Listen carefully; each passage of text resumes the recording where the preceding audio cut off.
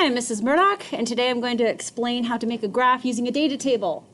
So what we have here is an example of an experiment that's explained at the top, and then a data table. Come on, there we go.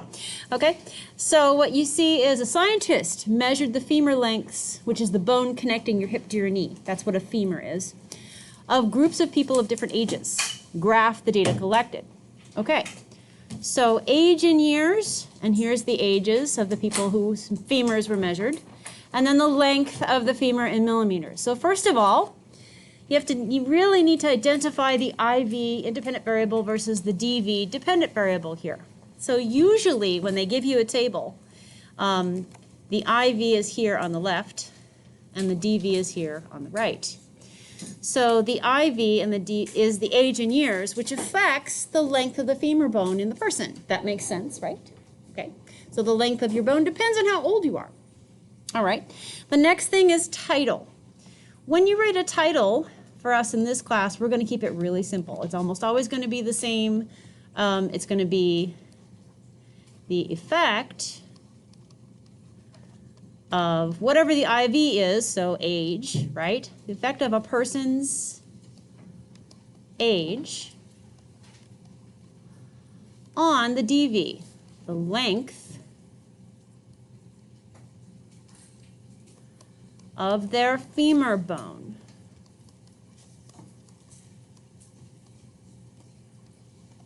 There, that is what we are graphing. Okay. So the next thing that you have to do, let me bring this down a little bit. All right, so the next thing that you need to do is really take a close look at the numbers on your table. Well, actually, the next thing you should do is label your axes. So on the horizontal axes down here, you always want to put whatever the IV is. And what you want to do, and this is something that a lot of you had trouble doing on the graphs that you did before, is you need to leave yourself some space, because here you're going to want to be putting your numbers of your scale, and you don't want them to get all mixed up with the title of that axis. So you're going to put age in years is what goes on that, because that's your IV. And years is your unit, so unit is already taken care of. And then here, over here, you're putting your DV, so length of femur goes over here, and you see how much space I'm leaving between that length of femur. I'm going to make sure I put the units, which a lot of you forgot to do, on millimeters, there. And so I have a lot of space, though, to still write my numbers and figure out my scale. All right, so now figuring out the scale, let's look at that.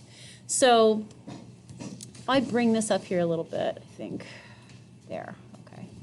So in terms of years, it goes all the way up to 26 years old.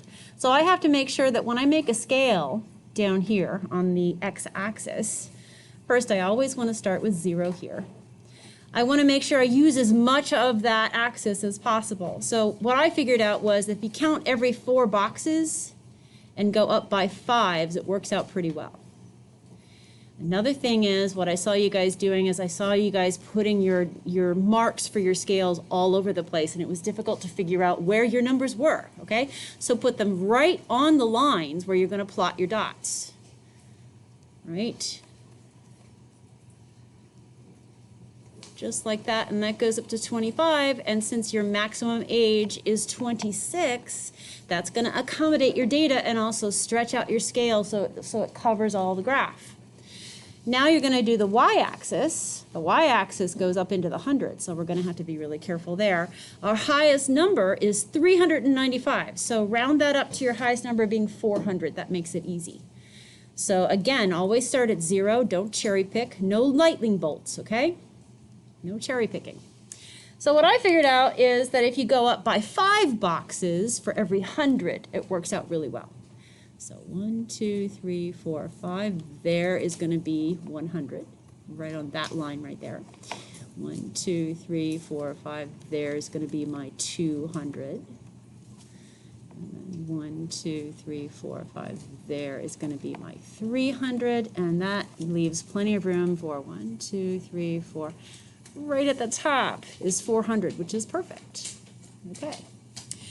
So this is good data for a line graph because you have a continuous flow of time, or ages in years, going on the x-axis, and then the length of the femur being affected by those years. So you have a coordinate system of plotting now. So each time, this is going to be your x value, and this is going to be your y value, and each one you plot as one point on the graph.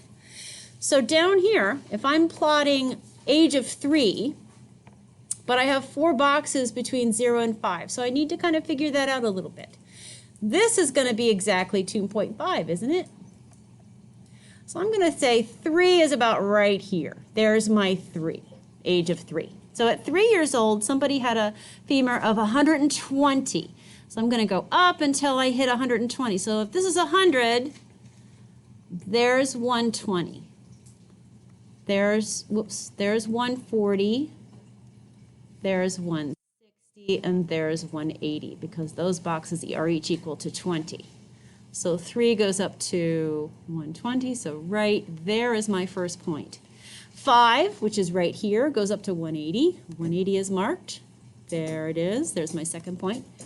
8 goes up to 255. So here's 7.5. 8's going to be right about there. Okay, you see how I'm figuring this out? 8 goes up to 255, so that right there is going to be exactly 250, because it's between 300 and 200 evenly. 255 is going to be right between, just above that. So 8, go up, right about there is 255. 11 is at 315. 10, 15, 11 is going to be right about here. If I go up on 11, find 315 will be less than 320, right? 11. So like right about there.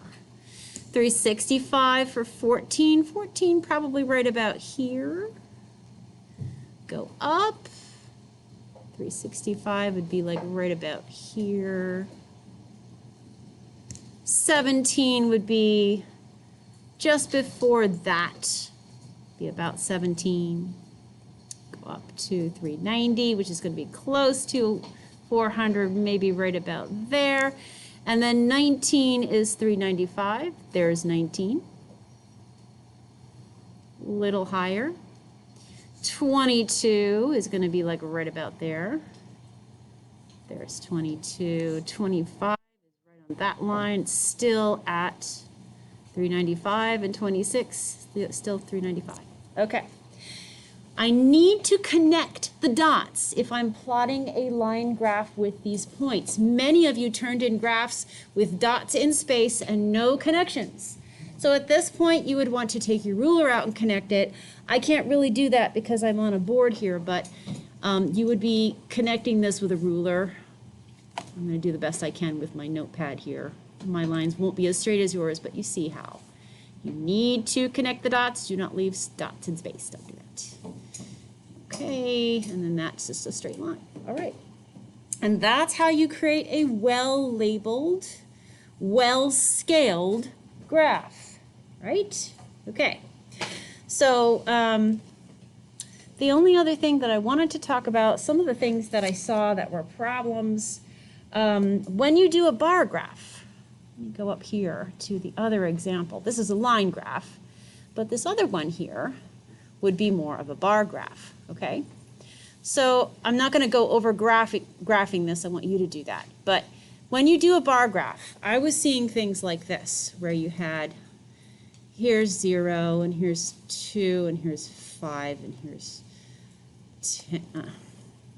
I'm drawing on my camera picture there. Well, come on, there. And I could not tell where your stuff was, okay? And then I saw stuff like this. I saw, here's that, and then I had something that looked like that, and then I had one that was just a line, and then, I mean, I saw all kinds of stuff on your graphs. I couldn't tell where your units were, where you were drawing your numbers. There was no idea, and then over here I saw stuff like this, where, oh, this is 0, and this was 2, and then the data was supposed to stop at 2, and it went up here instead because you didn't even know where your own values were. So when you are drawing your scale numbers, attach them to the lines. Be precise about that. And go up evenly, okay? Don't just draw what's in the data. Draw a scale that will accommodate your data, your lowest number and your highest number. And don't do stuff like this, right? And then go from 0 and then 60, because that cherry picks the data and distorts it. We saw that in the video that we saw. Okay? All right, I'm going to stop there in terms of graphing skills. That should have given you enough to do your own graphing successfully. And thank you for listening. I hope that was helpful.